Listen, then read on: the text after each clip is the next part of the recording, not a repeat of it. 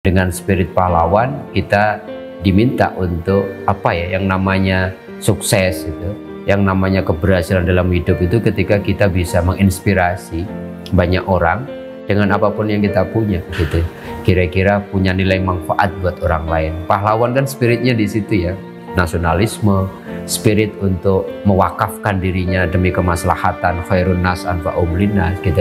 Ada spirit yang lain yang tidak kalah penting yang kita tarik hari ini apa? Tidak mudah menyerah. Anak-anak muda juga diharapkan 2045 kan jadi harapan sebagai khalifatullah gitu.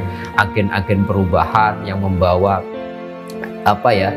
Semangat zamannya anak muda untuk ya anak-anak muda harus berani, harus siap menghadapi tantangannya tentunya berbeda gitu. Kira-kira 10 tahun lagi, 5 tahun lagi, 15 tahun lagi apa tantangannya? Kekhalifahan itu menjadi penting bahwa masing-masing orang harus mengupgrade diri, memantaskan dirinya untuk siap berkontribusi dengan apa yang Allah titipkan, dengan semangat. Pemuda itu apa sih ciri-cirinya? Punya semangat, punya energi yang luar biasa gitu ya, punya keberanian. Dan bagaimana itu kemudian hal-hal yang positif itu didrive, disinari dengan kekhalifahan, bahwa mereka itu tugasnya bukan sekedar untuk dirinya, tetapi untuk bagaimana mewakili Allah di muka bumi untuk menyebarkan kebaikan. Kira-kira membantu Allah nguruslah semesta dengan bidangnya masing.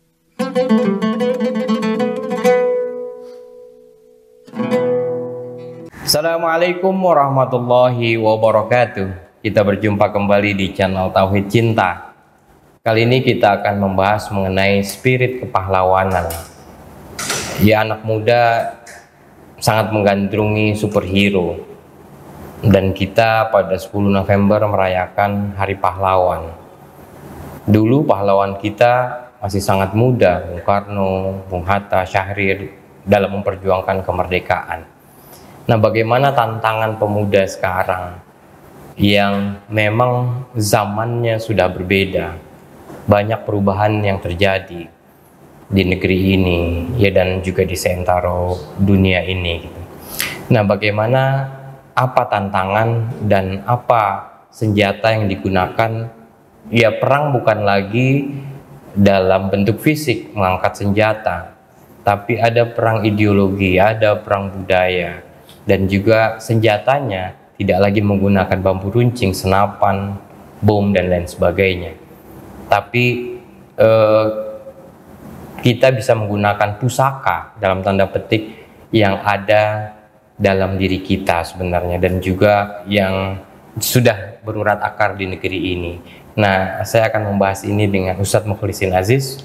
Beliau adalah pembina di channel Tauhid Cinta ini dan dosen di Institut Ilmu Al-Quran atau IKI. Assalamualaikum Ustadz. Assalamualaikum warahmatullahi wabarakatuh. Ustadz walaupun sudah tidak muda lagi, tapi spiritnya masih tetap muda. Muda ya, terus. Alhamdulillah, luar biasa Pak Ustadz. Berarti semangat terus Pak Ustadz ya? Semangat. Insya Allah ya, harus semangat ngomongnya. Merdeka. Nah, kita merayakan tiap 10 November itu Hari Pahlawan. Nah, bagaimana sih? Ya kita pasti punya pahlawan. Ya.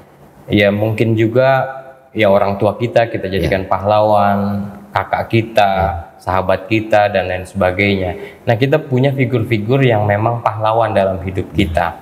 Nah, kita juga mungkin bisa menjadi pahlawan bagi orang lain kalau mau gitu ya, kalau mau menghibahkan hidupnya untuk orang lain gitu. Nah, ya anak muda juga suka superhero. Artinya ada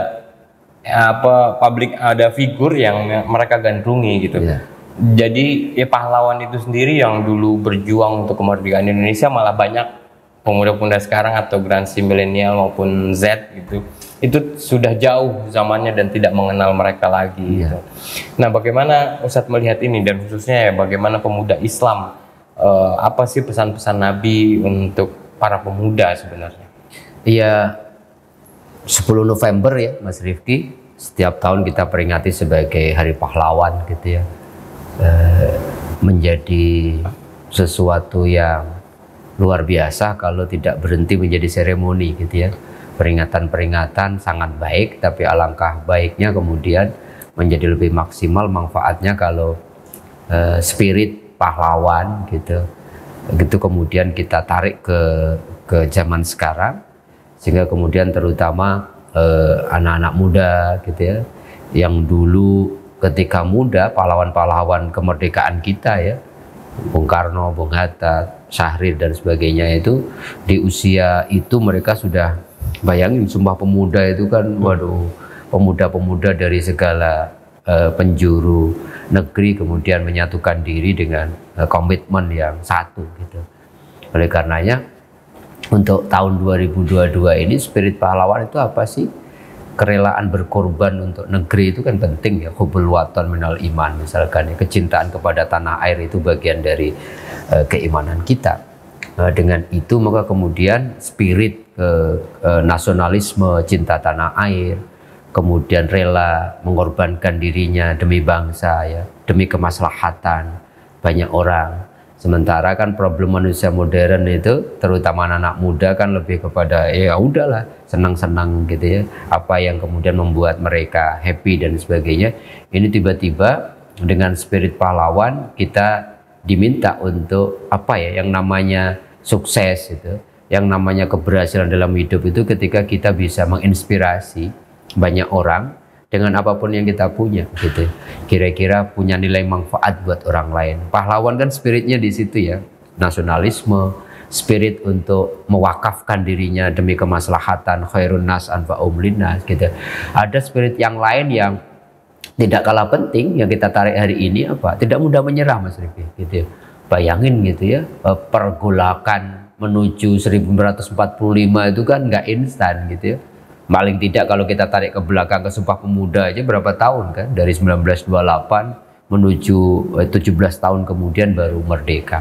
Artinya anak-anak muda sekarang kita sering sekali ya mendengar kemudian mudah putus asa, mudah kalah dengan challenge yang kemudian mereka hadapi. Maka angka bunuh diri anak-anak muda itu kan agak-agak miris ya, kita ngelihat beberapa teman. Kemudian kasus terakhir di satu universitas di Jogja gitu ya, mahasiswa gitu terjun dari lantai berapa apartemennya gitu. Boleh jadi dia kalah dengan challenge yang ada pada setiap zaman ya, terutama zaman sekarang. Jadi apa tadi? Nasionalisme. Ada semangat untuk bahwa hidup bukan untuk dirinya, tapi apa yang mereka bisa berikan untuk kemaslahatan banyak orang. Spirit untuk tidak mudah menyerah, punya optimisme bahwa kemerdekaan yang sejati dulu mungkin lawannya penjajah. Penjajahannya mungkin fisik. Hari ini bagaimana mereka tidak mudah menyerah menghadapi tantangan global yang hari ini tuh Masya Allah kan luar biasa mudah berubah ya, tantangan ideologi, tantangan budaya, tantangan mereka juga diharapkan oleh kedua orang tuanya untuk menjadi kebanggaan dan sebagainya. Kalau ini terlalu kemudian tidak bisa diterima, maka kasus-kasus yang miris itu bunuh diri menjadi satu hal yang ini. Ya, salah satu yang menarik dari saya kira spirit pahlawan, Mas Rifki, adalah bayangkan ketika mereka memutuskan menjadikan Pancasila misalkan sebagai dasar negara, memutuskan untuk memerdekakan, itu kan pertaruhannya, tarik menariknya luar biasa. Tetapi mereka bisa duduk kemudian memantapkan diri, punya kesepakatan bahwa mendahulukan kepentingan umum, mendahulukan kepentingan negara, mendahulukan kepentingan bangsa itu didahulukan. Sementara hari ini kan orang kemudian lebih kepada ya udah gitu, apa yang kita dapatkan dulu gitu ya, mendahulukan kepentingan kelompok, mendahulukan kepentingan politik, kepentingan ini kan yang menjadi tantangan besar kita ya, terutama bangsa Indonesia. Kalau spirit-spirit yang ini aja ditularkan ke masa sekarang, sehingga kemudian teman-teman pemuda itu punya kayak semacam bekal untuk menghadapi zaman yang tentunya setiap zamannya itu berbeda ya. Maka kan Rasulullah juga mengatakan pada orang tua untuk alimu auladakum li ghairi zamanikum, misalkan ya, persiapkan anak-anak Anda untuk menghadapi satu tantangan yang bukan di zaman Anda sebagai orang tua ya. 2022 tantangannya beda gitu ya. Kalau spirit-spirit yang saya sampaikan tadi ditarik aja ke sini, maka kita luar biasa. Ya memang tantangan hari ini kan pemuda apa? Idolanya, pahlawannya yang kadang-kadang juga itu kalau nggak diberikan drive yang baik ya, maka kemudian anak-anak muda ya seperti pahlawannya Kalau positif mungkin luar biasa, tapi kalau negatif kan akhirnya cara mereka berbudaya, cara mereka bersikap dan sebagainya gitu. Saya kira 4 spirit itu kalau itu betul-betul dielaborasi, dijadikan kayak semacam panduan pedoman gitu, spirit pahlawan itu ditarik ke hari ini terus dijadikan manual gitu ya, rujukan buat anak-anak muda, luar biasa Mas Rifki. Ya, tadi Ustaz menyebutkan hadis khairun nas anfa'uhum linnas. Ya sebenarnya hadis ini kan terkandung spirit kepahlawanan ya. Ya bahwa menjadi pahlawan itu ya bermanfaat bagi orang lain. Ya tidak hanya bagi diri sendiri. Tapi ada istilah begini sekarang di kalangan Gen X, Gen Z gitu, milenial dan Gen Z, sukses under 30. Jadi kesuksesan di bawah 30 tahun. Kesannya istilah itu tuh sangat individualistis, sangat egois, lebih menekankan pada kesuksesan pribadi. Tapi bisa jadi kan ya kesuksesan itu bisa membawa gerbong sendiri. Misalkan dia jadi pengusaha sukses gitu di bawah umur 30, jadi kan bisa membawa karyawan-karyawan yang lain gitu dan segala macam. Dan ya bisa jadi spirit kepahlawanan itu udah beda lagi di sekarang gitu ya. Nah, Ustadz melihat itu gimana? Iya, ya itu tadi bahwa setiap zaman itu punya tantangannya. Dan setiap zaman itu membutuhkan pahlawan-pahlawan yang cocok dengan zamannya gitu. Yang sekarang kan kayak konteks kesuksesan ya. Dulu kesuksesannya itu menjadi Indonesia merdeka. Indonesia merdeka. Menjadi orator gitu ya. Cita-cita masing-masing generasi aja beda-beda ya. Dulu nggak kebayang itu cita-citanya kan jadi ASN. Sekarang jadi YouTuber gitu. Jadi influencer. Jadi influencer gitu. Tidak apa-apa Mas Rifki selama konsep khairun nas anfa'uhum linnas itu menjadi kayak pijakan dasar gitu, bahwa masing-masing orang bisa menjadi pahlawan dengan apa yang Allah titipkan gitu. Jadi ya ayo menjadi pahlawan orang tua, menjadi pahlawan buat anak-anaknya gitu ya, suami jadi pahlawan buat istrinya gitu, dosen jadi pahlawan buat para mahasiswanya. Artinya apa? Dengan spirit khairun nas anfa'uhum linnas itu kan berarti apa? Masing-masing orang mengupgrade dirinya untuk kemudian minimal menjadi rujukan, menjadi kayak semacam pahlawan itu yang dikagumi oleh orang yang di lingkup yang paling kecil. Dengan itu Mas Rifki? Dan dengan itu maka kemudian orang akan profesional dalam tanda petik ya. Yang jadi guru profesional, yang jadi influencer profesional, yang jadi apapun profesional. Karena apa? Karena dia pengen menjadi pahlawan dalam konteks yang positif. Bahwa kemudian sekarang ada tren gitu ya, sukses di bawah umur 30 tahun. Kalau dasarnya khairun nas anfa'uhum linnas itu juga luar biasa. Bagaimana masing-masing orang itu sukses secara pribadi kan pasti tidak mungkin kemudian tidak berdampak secara langsung maupun tidak langsung untuk orang-orang sekitarnya. Nah, di antara permasalahan anak muda sekarang ya, baik Gen Z maupun Gen milenial atau Gen X ini, itu kan terkait dengan mie instan. Bukan, maksud saya budaya instan, Pak Ustadz. Nah, implikasinya itu banyak gitu. Ya, sekarang dengan perkembangan teknologi, semuanya makin digital gitu, segala macam makin virtual. Ya belanja tinggal milih-milih aja di gadget tanpa bergerak, tanpa harus ke pasar. Terus mau kuliah juga semuanya bahan-bahan di internet semua. Dulu kan kita harus ke perpustakaan, kita harus nyari buku gitu segala macam. Nah, budaya instan ini membuat orang juga jadi mager segala macam. Nah, budaya instan juga ya banyaklah hal-hal yang mempengaruhi bukan hanya fisik tapi juga psikis dari budaya instan ini dan implikasinya pada mager tadi, malas bergerak gitu. Nah, bagaimana Ustadz melihat ini? Ya, setiap teknologi itu apa sih fungsinya Mas Rifki? Untuk cepat, memudahkan, ya lebih efektif ya. Dulu kita ngelukis itu kan susah banget. Tiba-tiba ada kamera, persis sama dengan lukisan gitu. Tetapi kemudian pada satu sisi itu ternyata teknologi yang membuat manusia menjadi efektif untuk melakukan sesuatu ternyata ditarik juga dalam kehidupan, maunya serba instan, maunya cepat. Sehingga kemudian ini kalau tidak disikapi secara bijak dalam kasus di kampus misalkan ya, dalam kasus untuk studi gitu. Dulu kan betul-betul kita baca satu buku ya, punya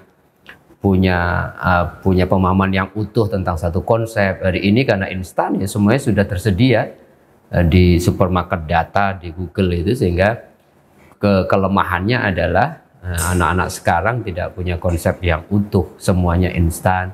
Kira-kira kalau Cak Nun selalu mengatakan kalau dulu tuh orang dalam sekali ya dalam satu keilmuan, dan yang luar biasa mereka dalam banyak keilmuan, sekarang itu tahu sedikit tentang banyak hal. Semuanya jadi pengamat, politik ikut-ikutan, mau ada KDRT ikut-ikutan jadi pengamat, semuanya gitu. Budaya itu saya kira harus kita tarik ya. Di dalam konteks Islam misalkan Ibnu Athaillah misalkan mengatakan ya jangan kau kejar karomah tapi lakukanlah istiqomah misalkan. Itu kan proses gitu. Maunya anak-anak sekarang itu langsung karomah kan, langsung jadi ini, jadi itu, semuanya serba simsalabim gitu. Padahal yang dibutuhkan adalah day by day kita gitu. Bagaimana kita menjalani kehidupan, itulah yang akan menentukan karomah kita. Nah, budaya itu nanti secara negatif mungkin akibatnya gara-gara mager gitu ya, kesehatan. Belum lagi makanan juga budayanya cepat saji, itu juga dampaknya luar biasa. Gadget itu di satu sisi memang memudahkan kita, pada sisi yang lain tapi manusia terkalahkan oleh diganti dengan apa? Diganti dengan teknologi, sehingga lama-lama kita nggak gerak. Kemudian semuanya serba apa yang disuguhkan oleh teknologi. Kalau kita nggak punya filter untuk membentengi itu, ya semua hal, apalagi kebanyakan kita kan gagap kan menghadapi itu semua, sehingga ditelan mentah-mentah. Kalau nggak punya filter ya rusak dalam tanda petik ya. Budaya-budaya yang mestinya itu kemudian teknologi menjadi alat, dijadikan tujuan kan, instan itu jadi gaya hidup, padahal itu sekedar alat aja kan, membantu seseorang untuk mencapai tujuan secara kehidupan agar lebih efektif, tapi malah dijadikan perspektif dalam kehidupan, dijadikan ideologi. Itu yang saya kira perlu dipikirkan lah anak-anak muda sekarang, sehingga budaya instan itu tidak menjadi sesuatu yang membuat mereka tidak siap menghadapi tantangan zaman yang sesungguhnya secara lebih dalam, tidak sekedar itu gitu. Iya, teknologi, perkembangan ilmu pengetahuan gitu ya, dan juga perkembangan digital ini, virtual ini, itu kan ya salah satu tujuan teknologi memanjakan kita manusia gitu. Nah, secara psikis kita menjadi manja gitu. Ya apa-apa sudah disediakan gitu loh. Ya bahkan semuanya kalau kita mau nggak tahu arah mana gitu, ya udah ada Google Map, kita ditunjukkan sama robot gitu, sama artificial intelligence, sama kecerdasan buatan. Kita mau apa lagi, misalkan ada alat-alat khusus yang mempermudah kita, sehingga kita tidak lagi mengenal diri kita. Cengeng akhirnya kan, iya, tidak struggle. Nah, bagaimana di era sekarang ini para pemuda itu bisa mengenal dirinya kembali? Karena kan ada dikatakan man arafa nafsah faqad arafa rabbah gitu ya. Barang siapa mengenal dirinya mengenal Tuhannya. Ya harus kembali, saya kira Mas Rifki, sebagai kayak Indonesia ya, sebagai negara yang agamis gitu ya, kita kembalikan kepada nilai-nilai agama gitu ya. Man arafa nafsah faqad arafa rabbah itu kan kemudian di zaman apapun kan tetap seperti itu. Bagaimana kita mengenal diri kita sebagai apa nih? Hidup ini untuk hedon, untuk senang-senang, untuk kemudian kalau kita baca anak-anak muda gitu kan, hampir rata-rata kan kebawa kan, bahwa isi media sosial mereka kalau nggak makan di mana, jalan-jalan kemana, pakai pakaian apa kan. Pencitraan. Jadi selain pencitraan kan akhirnya hedon gitu. Padahal ya tugas kita kalau man arafa nafsah cuma 2 gitu. Pada sisi yang lain Allah berikan bahwa kita diciptakan hanya untuk ibadah. Maka zaman hari ini pun bagaimana anak muda melakukan sesuatu yang bernilai ibadah. Abdullah itu kan penting. Mau zaman Nabi, mau zaman milenial hari ini, mau zaman nanti mungkin kita sudah nggak ada, posisi identitas kewajiban kita Abdullah liya'budun itu menjadi penting sebagai hamba Allah. Sebagai hamba Allah. Tapi anak-anak muda juga diharapkan 2045 kan jadi harapan sebagai khalifatullah gitu. Agen-agen perubahan yang membawa apa ya, semangat zamannya anak muda untuk ya anak-anak muda harus berani, harus siap menghadapi tantangannya tentunya berbeda gitu. Kira-kira 10 tahun lagi, 5 tahun lagi, 15 tahun lagi apa tantangannya? Kekhalifahan itu menjadi penting bahwa masing-masing orang harus mengupgrade diri, memantaskan dirinya untuk siap berkontribusi dengan apa yang Allah titipkan, dengan semangat. Pemuda itu apa sih ciri-cirinya? Punya semangat, punya energi yang luar biasa gitu ya, punya keberanian. Nah, bagaimana itu kemudian hal-hal yang positif itu didrive, disinari dengan kekhalifahan, bahwa mereka itu tugasnya bukan sekedar untuk dirinya, tetapi untuk bagaimana mewakili Allah di muka bumi untuk menyebarkan kebaikan. Kira-kira membantu Allah nguruslah semesta dengan bidangnya masing-masing. Yang olahraga silahkan jadi olahragawan yang tidak sekedar apa ya menang, tetapi ada persaudaraan di situ. Yang di bawah 30 tahun jadi entrepreneur silahkan gitu, tapi kemudian punya kontribusi secara ekonomi gitu. Yang jadi mahasiswa, yang jadi apa ya anak-anak muda yang dalam konteks intelektual silahkan, tetapi tidak orientasinya ke diri, tetapi orientasinya sebagai Abdullah dia akan menjadi lebih baik, tapi sebagai khalifah dia akan berkontribusi. Jadi fokusnya kalau bisa pemuda itu kontribusi apa yang bisa diberikan untuk minimal ya, untuk keluarganya, untuk lingkungannya, untuk bangsanya secara ideal gitu. Sehingga apa?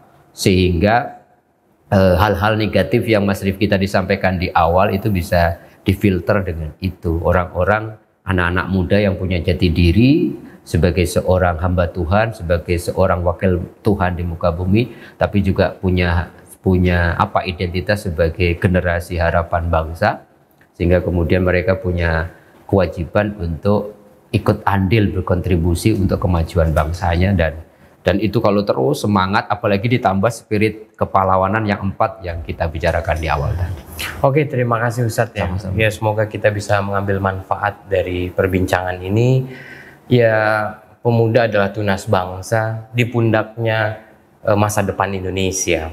Nah, mereka adalah agent of change, agen perubahan. Sebagai agent of change, mereka mengemban tanggung jawab untuk menjadi khalifatullah. Bukan hanya Abdullah, bukan hanya hamba Allah, tapi khalifah fil ard, yang menjadi penyeimbang, yang menjadi apa namanya, sebagai agen perubahan yang bisa apa namanya, melakukan transformasi gitu ya. Ya, untuk kemajuan Indonesia ke depan. Semoga ya kita doakan semoga apa namanya transformasi ini ya bisa berjalan dengan mulus gitu ya, dan ya semoga ya kita semua bisa menyaksikan Indonesia yang lebih maju lagi. Terima kasih atas partisipasinya. Mohon maaf atas segala kekurangan. Billahi taufiq wal hidayah. Assalamualaikum warahmatullahi wabarakatuh. Salam.